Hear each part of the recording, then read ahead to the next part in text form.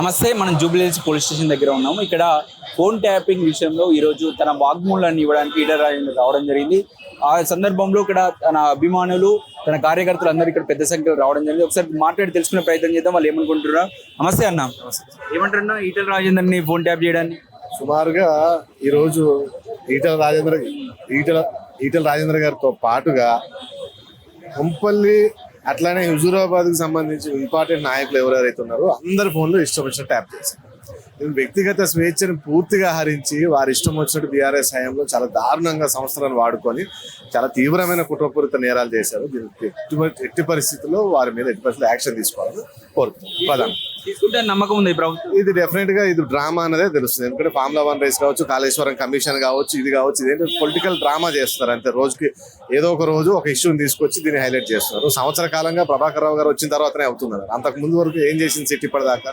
దీనికి ఎట్టి పరిస్థితులు సిట్ మీద మాకు నమ్మకం లేదు. ఖచ్చితంగా సిబిఐ ఎంక్వైరీ జరిగితే అసలు దీని అసలు ముద్దాయిలు ఎవరన్నది బయటకు వస్తుంది. అంతే ఎవరైనా ఫోన్ ట్యాపింగ్ చేస్తే ఉగ్రవాదులు చేస్తారు, దేశద్రోహులు చేస్తారు, కానీ ప్రతిపక్ష నాయకులు మీద చేయడం సుమారుగా 42,000 మంది చేసిరంటే ఇది ప్రపంచంలో ఇంకెక్కడా జరుగుతుంది.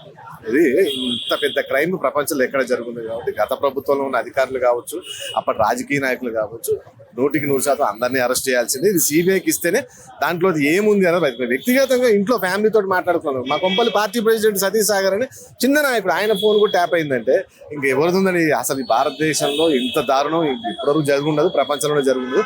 దీనికి తగిన మూల్యం ఈ ప్రభుత్వం చెల్లించాలి. ఇప్పుడైనా కాంగ్రెస్ ప్రభుత్వం కళ్ళు తెరిచి వారి మీద యాక్షన్ తీసుకుని వారిని అరెస్ట్ చేయాలి. అసలు ఎందుకు చేసిన ముందు అధికారులను కావచ్చు, నాయకులను కావచ్చు, వీళ్ళకి చెప్పిన భాష ఎవడైతే ఉంటాడో ఆ రాజకీయ నాయకుడే ఖచ్చితంగా రాజకీయ నాయకుడు చెప్పడం వీళ్ళకి అవసరం లేదు కదా. ప్రతిపక్ష నాయకుడు చేసిరంటే అయితే హుజూరాబాద్ బై ఎలక్షన్ నుంచి ఇప్పటి వరకు కొన్ని వేల సార్లు ఆయన ఫోన్ ట్యాప్ అయ్యింది. అందుకనే ఎట్టి పరిస్థితుల్లో దీని మీద యాక్షన్ తీసుకోవాలా. లేదు ఈ ప్రభుత్వం ఎట్లాగూ తీసుకునే నమ్మకం మాకు లేదు కాబట్టి మీరు ఖచ్చితంగా సిబిఐ ఎంక్వైరీ చేయాలని చెప్పి మేము డిమాండ్ చేస్తున్నాం. ఇక్కడ రేవంత్ రెడ్డి కూడా ఫోన్ ట్యాప్ చేసారు అని సీఎంగా ఉన్నాడు, కానీ ఆయన పర్సనల్ ఇన్ఫర్మేషన్ కూడా వీళ్ళు విన్నోళ్ళ మీద ఇట్లా వదిలేయడాన్ని ఎలా చూస్తారు? ఇప్పుడు ఇదంతా ఒక డ్రామా చూస్తారు కదా. సంవత్సరంన్నర పైన అయింది కాంగ్రెస్ ప్రభుత్వం ఏర్పడి. ఈ రోజుకి ఏం యాక్షన్ తీసుకున్నారు? 100% దాంట్లో ఎటువంటి అనుభవం. ఆయన ఇంటి చుట్టుముట్టు 5-6 ఫ్లాట్లు రెంట్కి తీసుకొని చెప్పి మొత్తం ఎస్ఓటీ అంతా అక్కడనే ఉండి ఫోన్ రికార్డ్ చేసింది అన్నది గతంలోనే బయటకు వచ్చింది. అది ముఖ్యమంత్రి గారు ఖచ్చితంగా అందరికీ తెలుసు. మరి తెలిసి ఎందుకు యాక్షన్ తీసుకుంటలేదు అంటే ఏదో డ్రామా నడుస్తుంది కదా. ఇదేదో స్థానిక సంస్థలు ఎన్నికలు వచ్చేసరికి ఇష్యూని లేపడం, ఇష్యూని డైవర్ట్ చేయడం అంతే తప్పించి ఇంకోటి ఏమి కాదు. దీనివల్ల ఏమీ జరగదు, మీరు చూస్తాం. అంతే ఏదో టైం పాస్. ఖచ్చితంగా సిబిఐ ఎంక్వైరీ చేస్తేనే అసలు దోషులు బయటకు వస్తారు. ఇప్పుడున్న ప్రభుత్వంలో ఉన్నవారు, అప్పుడున్న ప్రభుత్వంలో ఎవరెవరు ఫోన్లు ట్యాప్ అయ్యి వాళ్ళందరినీ దాని వెనుక ఉన్న కారణం అంతా బయటికి రావాలంటే ఖచ్చితంగా సిబిఐ ఎంక్వైరీ బీజేపీ తరఫున మనం డిమాండ్ చేస్తాం. కేసీఆర్ కలవకుండా కుటుంబం ఇంత దుర్మార్గులు అన్న 100%. ఎందుకంటే నాకు తెలిసి ఈ అన్నా చెల్లెల గొడవలు కూడా దాని గురించి అనుకుంటా. ఆమె గుట్టేదో ఈయన ఫోన్ ట్యాప్ చేయించినట్టున్నాడు వారు అన్న, అందుకనే ఇంట్లో కూడా గొడవలు స్టార్ట్ అయినట్టుంది. దీన్ని ఖచ్చితంగా ఖండించాల్సిన అంశం. వ్యక్తిగత స్వేచ్ఛను హరించే హక్కు ఎవరికి లేదు. అది పూర్తిగా రాజ్యాంగానికి విరుద్ధంగా. చెల్లెని కూడా నమ్మలేనటువంటి స్థితిలో ఉన్నారా మీరు చేస్తారు? ఎందుకంటే కుటుంబంలోనే అసలు మీకు హరీష్ రావు దయ ఉంటది, సంతోష్ దయ ఉంటది, ఎవరిని నమ్మే పరిస్థితి లేదు. వీళ్ళు తండ్రి కొడుకులు అధికారం కోసం ఏదైనా 100%. ఫామ్ హౌస్ లో కూడా డ్రామా అదే కదా. ఒక స్వామీజీని తీసుకుని వచ్చి ఏదో పెద్ద బిఎల్ సంతోష్ గారికి నోటీస్. ఈ రోజు ఏమైంది? ఇంట్లో పండుకున్నాడు పాపం. ఏమైంది? అసలు బిఎల్ సంతోష్ గారిని టచ్ కూడా చేయగలిగారు అసలు? అంతే ఒక నోటీస్ ఇచ్చి అయిపోయింది. ఇదంతా ఏంటంటే అప్పుడు ప్రభుత్వం ఆడింది డ్రామాని, ఇప్పుడు ప్రభుత్వం ఆడుతున్నది కూడా డ్రామాని. వీరు ఖచ్చితంగా కుమ్మక్క అయిపోయి ఉన్నారు. వీరు యాక్షన్ తీసుకోవాలంటే ఆయన వ్యక్తిగత సమాచారం అంతా సిట్ దగ్గర ఉంది, కేసీఆర్ దగ్గర ఉంది అని అప్పుడే ముఖ్యమంత్రి గారు చాలా సందర్భాల్లో చెప్పారు కదా. ప్రస్తుతం ముఖ్యమంత్రి కేసులో కూడా ఫోన్ ట్యాపింగ్ చేసి ఇరికిచ్చిరు అని చెప్పేసి ఒక ఆరోపణ కూడా ఉంది కదా. ఉంది డెఫినెట్ గా. మరి ఇవన్నీ బయటికి తీసుకుని ముందు నీకు అసలు ఇంకెన్ని రోజులు ఈ విచారణ అని చెప్పి నోటీసులు అని చెప్పి డ్రామా చేస్తాం. ఖచ్చితంగా ముందు తీసుకురా. లోపడే అయ్యా కొడుకులు ఇద్దరిని మొత్తం అన్ని బయటకు వస్తాయి. Thank you. Phone tapping Etela Rajender గారి యొక్క ఫోన్ ట్యాపింగు వారి ప్రధాన అనుచరుల యొక్క మిగతా వారికి సహకరించిన వారితో ఉన్న రెగ్యులర్గా కాంటాక్ట్లో ఉన్న వారితో ఉన్న వారి అందరూ కూడా దాదాపు ఫోన్ ట్యాపింగ్ చేసిండు. భారత రాజ్యాంగం కల్పించిన వాక్ స్వతంత్రం ఆర్టికల్ 14 ఏదైతే ఉందో దాన్ని పూర్తిగా కేసీఆర్ ఆ రోజున ప్రభుత్వం తుంగలో దొక్కి వేలాది మంది యొక్క జీవితాలతో ఈ యొక్క ఫోన్ ట్యాపింగ్ చేసి ఆడుకుంటున్నారు.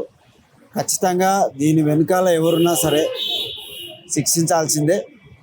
ఈటల రాజేందర్ గారు మీద కక్ష కట్టి బతికి ఉండగానే శారీరకంగా మానసికంగా ఏదైతే దాడి చేసిండ్రో ఈ యొక్క దాడిని తీవ్రంగా ఖండిస్తున్నాం. అంటే రాజేందర్ గారు టీఆర్ఎస్కు రాజీనామా చేసి వచ్చిన తర్వాత వారిపైన ఒక్కటి కాదు రెండు కాదు అనేకమైన ఇలాంటి దాడులు చేసిండ్రు. వారి యొక్క రోజు కార్యక్రమాల్లో వారు ఎక్కడ పాల్గొంటున్నారు, వారు ఎవరితో మాట్లాడుతున్నారు, ఏం మాట్లాడుతున్నారు, ఇదంతా ఫోన్ ట్యాపింగ్ చేసి వారిని నానా ఇబ్బందులు పెట్టడం జరిగింది. అదేవిధంగా మాలాంటి ముఖ్యమైన వారి యొక్క ఫోన్ కూడా ట్యాప్ చేయడం జరిగింది. కాబట్టి దీని వెనుక ప్రభాకర్ రావు, దీని వెనుకల కేసీఆర్ ప్రభుత్వంలో ఉన్న అప్పుడు ఉన్న తారక రామారావు, కేటీఆర్ గారు, వీరి వెనకాల ఎవరెవరు ఉన్నారో తప్పకుండా వాళ్ళని శిక్షించాలి. ఈ పాటికి వాళ్ళని జైల్లో పెట్టాలి. కానీ కాంగ్రెస్ ప్రభుత్వంతో టీఆర్ఎస్ ప్రభుత్వం ఏ ఒప్పందం చేసుకున్నదో తెలియదు, కానీ ఓన్లీ ప్రెస్ కాన్ఫరెన్సులు, ఈ ఎంక్వైరీలు తప్ప వాళ్ళని మాత్రం శిక్షించడం లేదు. మరి వాళ్ళు టీఆర్ఎస్ కాంగ్రెస్ యొక్క కలయిక ఈరోజు కాదు, గతం నుంచి ఉంది. స్కాములు చేసినా ఇట్లాంటివి ఏవి చేసినా, కాళేశ్వరం మీద స్కామ్ అవినీతి జరిగింది, ఏటీఎం లేక ప్రాజెక్టు కేసీఆర్ కుటుంబానికి ఉపయోగపడ్డదని అందరికీ తెలుసు. కానీ ఇప్పటి వరకు కూడా దానిపైన పూర్తి స్థాయిలో ఎంక్వైరీ జరగలేదు. కానీ కాలయాపన చేస్తూ ఈ యొక్క కేసీఆర్ కుటుంబానికి రేవంత్ రెడ్డి సహకరించినట్లు అనిపిస్తుంది. అంటే ఈటెల రాజేందర్ అంటే కేసీఆర్ ఫ్యామిలీకి ఎందుకు భయం? ఉద్యమంలో తెలంగాణ ఉద్యమంలో ఎవరు ఏ స్థాయిలో పనిచేసిండో ప్రజలకు తెలుసు. ఇవాళ కేసీఆర్ వెంబడి ఉద్యమ నాయకులు ఎవరు లేరు. ఇవాళ రాజేందర్ గారు భారతీయ జనతా పార్టీలోకి వచ్చిన తర్వాత ఉద్యమ నాయకులు అందరూ కూడా భారతీయ జనతా పార్టీలో ఉన్నారు. కేసీఆర్తో ఎవరున్నా కూడా చివరికి మోసపోవాల్సిందే అనేది పూర్తిగా తెలిసిపోయింది. కాబట్టి వీరు ఎప్పుడు కూడా కేసీఆర్ కుటుంబం ఎవరితో అవకాశం ఉందో వారిని ఉపయోగించుకోవడం, వారిని వంచడం కేసీఆర్ కుటుంబానికే చెల్లుతుంది. కాబట్టి ఈ పాటికి నిజంగా రేవంత్ రెడ్డి గవర్నమెంట్ కేసీఆర్ కుటుంబం మీద అవినీతి చేసింది, ఇట్లాంటి దాడులు చేసిందని వారు గద్దెనెక్కిండ్రు. కానీ 18 నెలలు అవుతుంది, వారిపైన ఎలాంటి యాక్షన్ లేదు, ఓన్లీ ప్రెస్ మీట్లకే సరిపోతుంది. కాబట్టి మీ నాయకుడిని ఫోన్ ట్యాపింగ్ చేసి అనేక విషయాలు తెలుసుకున్నారు.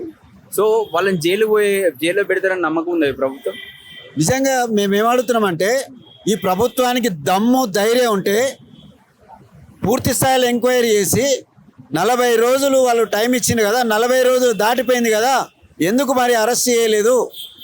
మరి మేమేమడుగుతున్నామంటే, భారతీయ జనతా పార్టీ పరంగా ఈ యొక్క ఫోన్ ట్యాంపింగ్ అయినా సరే, కాళేశ్వరం ప్రాజెక్టులో జరిగిన అవినీతి అయినా సరే, మేము సిబిఐ ఎంక్వైరీ అడుగుతున్నాం. నువ్వు రాష్ట్ర ప్రభుత్వం సిబిఐ ఎంక్వైరీకి లెటర్ పెడితే కేంద్ర ప్రభుత్వం, మోడీ గారి నాయకత్వంలో ఉన్న కేంద్ర ప్రభుత్వం, Bharatiya Janata party CBI enquiry చేసి వీరిని జైలుకు పంపించే బాధ్యత మేమే తీసుకుంటాం. నువ్వు సిబిఐ ఎంక్వైరీకి ఆదేశించు. మీ ఈ కాంగ్రెస్ బీఆర్ఎస్ మధ్యలో ఏం ఒప్పందం కుదిరింది? ఆ ఒప్పందం ప్రకారమే ఓన్లీ మమ అనిపిస్తున్నారు, కానీ ఎక్కడ కూడా పూర్తి స్థాయిలో ఎంక్వైరీ జరగలేదు. ఎక్కడ కూడా కాంగ్రెస్ బీఆర్ఎస్ ఒకటే అనేది ప్రజలకు తెలిసిపోయింది. కాబట్టి వీళ్ళ అవినీతి కానీ, వీళ్ళు చేసిన ఏ పని కానీ ఇప్పటి వరకు కూడా కేసీఆర్ను విచారించలేదు. కేసీఆర్ను విచారించిన తర్వాత కూడా ఇంకా ఘోష్ కమిటీ కాళేశ్వరం పైన బయట పెట్టలేదు. తర్వాత ఈ ఫోన్ ట్యాపింగ్ విషయంలో కూడా తార్కాణం ఏదైతే చేస్తున్నారో ఇది ఖచ్చితంగా ఏదో ఒక పెద్ద ఒప్పందం జరిగింది. ఆ ఒప్పందం ప్రకారమే ఈ యొక్క అన్ని ఎంక్వైరీలు మమ అనిపిస్తున్నారు. మేము ఒకటే కోరుతున్నాం, రాష్ట్ర ప్రజలు ఒకటే కోరుతున్నారు, మీకు దమ్ము ధైర్యం ఉంటే ఈ ప్రభుత్వానికి సిబిఐ ఎంక్వైరీకి ఆదేశించమని మేము కోరుతున్నాం.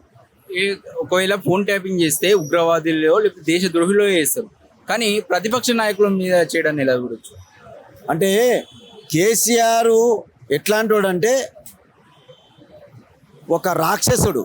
అంటే ఎవరి మీద ఏమి ఎంక్వైరీ చేయాలి, ఎవరి ఫోన్ ట్యాపింగ్ ఎట్లా చేయాలి, ఉగ్రవాదులు చేయాలా లేకపోతే రాజకీయ నాయకులను చేయాలి, ఏది లేదు ఆయనకు. నేను సీట్లో కూర్చోవాలి, నాకు అడ్డం ఎవడు రావద్దు, వాడిని కథం చేయాలి. ఇది ఉగ్రవాదులు చేస్తారా, నక్సలైట్లా చేస్తారా, లేకపోతే యాంటీ టెర్రరిస్టులు ఎవరైనా ఉంటే వాళ్ళది చేస్తారా? సమాజంలో యాంటీ ఎలిమెంట్స్ ఉంటే వాళ్ళ ఫోన్ ట్యాపింగ్ చేసి వాళ్ళని ఎట్లా కట్టడి చేయాలనేది పోయి రాజకీయ నాయకులను నిన్ను ప్రశ్నిస్తే చాలు, నీ యొక్క అనుచరులతోటి నీ యొక్క సిబ్బందితోటి, ఆ రోజున పోలీసు సిబ్బంది టీఆర్ఎస్ గులాబీ కండవ వేసుకొని పనిచేసిండు. పోలీసులు కూడా మూల్యం చెల్లించుకోక తప్పదు. ఖబర్దార్, ఒకటే చెప్తున్నాం, ఈ యొక్క గవర్నమెంట్కు ఖచ్చితంగా పూర్తి స్థాయిలో ఎంక్వైరీ చేయండి. ఎంక్వైరీ చేసి దోషులను తొందరగా శిక్షించండి.